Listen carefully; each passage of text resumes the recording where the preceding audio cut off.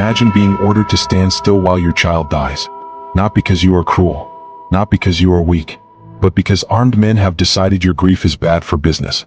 Between the 1500s and 1800s, an estimated 12 million Africans were forced onto slave ships bound for the Americas.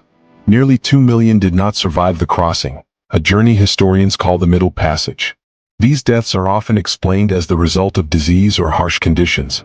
But in many cases, death was not accidental. It was calculated. Below deck, people were chained together in spaces so tight they could barely move. Contaminated water spread dysentery. Smallpox moved quickly through weakened bodies. Food was rationed not for survival but to reduce costs.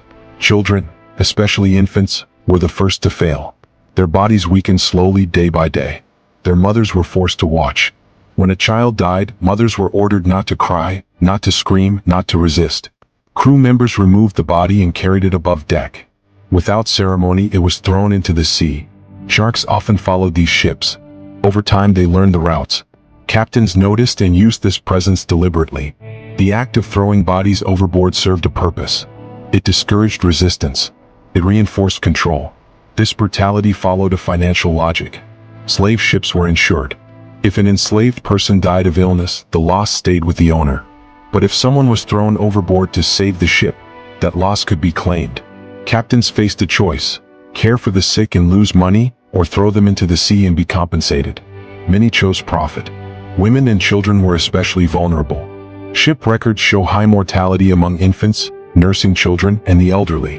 When food ran low or disease spread, those considered weakest were often the first discarded.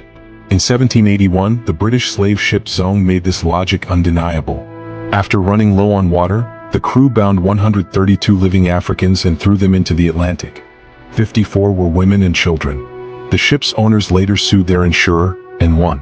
The court ruled that enslaved people were property. Business continued. Historians such as Sawand Mustakim show this was not unusual.